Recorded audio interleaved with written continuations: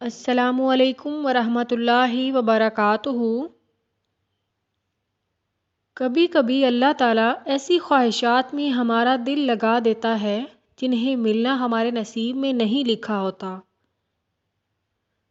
جب نصیب میں نہیں ہوتا تو دل کیوں ایسی خواہشات میں لگا دیتا ہے؟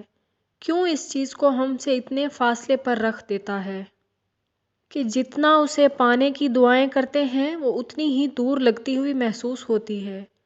کیونکہ اللہ تعالیٰ تمہیں اس مقام تک لانا چاہتا ہے جہاں صرف اس کے محبوب بندے ہوتے ہیں، وہ مقام جہاں تک سب کی رسائی نہیں ہوتی، وہ مقام جہاں تمہارا صبر، تمہارا توکل، تمہارے آنسو، تمہارے سجدے اور تمہاری عبادتیں تمہیں اس کا پیارا بناتی ہیں۔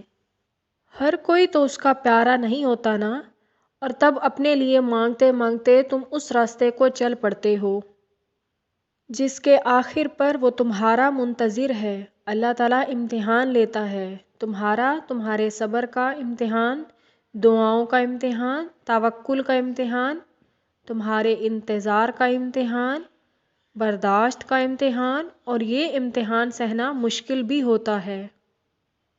کبھی کبھی ہم تکلیف برداشت نہیں کر پاتے اور اپنی دعاؤں پر توکل کرنا چھوڑ دیتے ہیں۔ طویل انتظار دل کو تھکا دیتا ہے، مگر اللہ کا امتحان تکلیف دینے کے لیے نہیں ہوتا۔ غور کریں تو معلوم ہوتا ہے جب تم اس امتحان میں نہیں تھے تو اللہ سے اتنا قریب نہیں تھے جتنا اس درد نے تمہیں اس کے قریب کیا ہے۔ کیسے تمہاری دعاؤں میں خلوص آ گیا ہے، بھروسہ آ گیا ہے۔ امتحان تمہارے دل و دماغ پر پڑی درد کی اس دھن کو آہستہ آہستہ مٹا دیتا ہے۔ اور شاید یہ راستہ ہو جو اللہ نے بنایا ہو تمہیں اپنی طرف لے جانے کا۔ کچھ دعائیں فوراً قبول نہیں ہوتی کیونکہ وہ ہمارے لیے بہتر نہیں ہوتی، اس لیے اللہ ہمارا دل ان دعاؤں سے موڑ کر مطمئن کر دیتا ہے۔ پر کچھ دعائیں بڑی ضدی ہوتی ہیں، ہمارے لاکھ جاننے کے باوجود بھی ہمارا پیچھا نہیں چھوڑتی، سب کچھ ختم ہو جانے کے بعد بھی قبولیت کا انتظار کرتی ہیں، اور ناممکن نظر آنے پر بھی معجزوں کے دروازوں پر دستک دیتی رہتی ہیں۔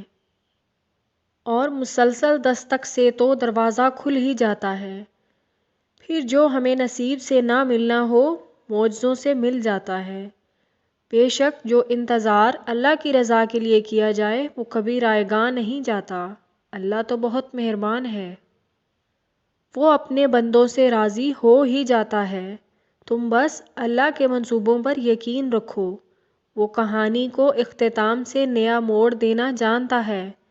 دعائیں تو سب کی قبول ہو جاتی ہیں، مگر خاص دعاؤں کی قبولیت کا راز تو اللہ نے سجدے میں چھپا رکھا ہے، اور سجدے تک رسائی ہر ایک کو حاصل نہیں ہوتی۔ اس مقام تک تو صرف وہی لوگ آتے ہیں جن کی دعاؤں کو اللہ نے نئے سرے سے ان کی پسندیدہ انداز میں قبول کرنا ہوتا ہے۔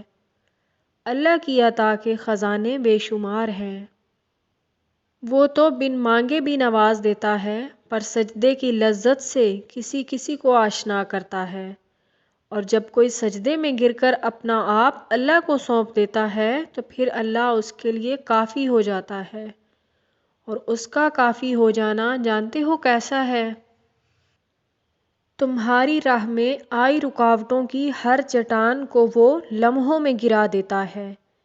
تمہارے چاہنے سے پہلے ہی تمہاری چاہت کو تمہارا مقدر بنا دیتا ہے۔ تمہاری دعاؤں میں ہاتھ اٹھنے سے پہلے ہی دعاؤں کو قبول کر لیتا ہے۔ تمہارے دکھ، درد، تکلیفیں وہ پہلے سجدے میں ہی سمیٹ لیتا ہے اور تم پر اپنی رحمت کی چادر اڑا دیتا ہے۔